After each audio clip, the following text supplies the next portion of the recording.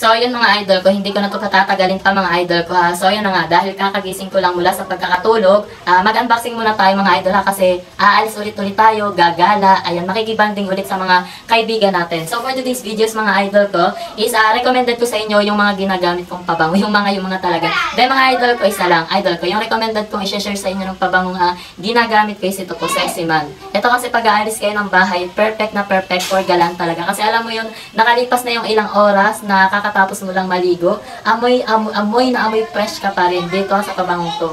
So ito idol ko is napaka-solid talaga.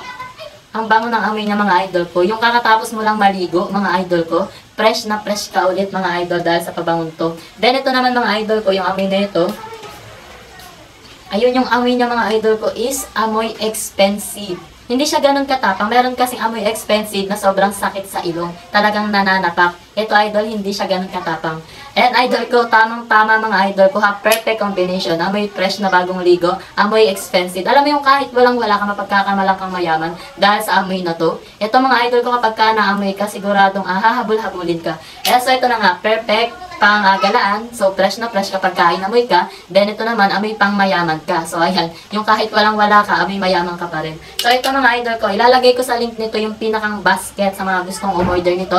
Ilalagay ko yung link sa pinaka-basket sa mga gustong umorder mga idol ko ha. I-try nyo na to. Napakasulit, napakamura lang. Thank you so much mga idol. Tara, gara muna tayo sa galaan.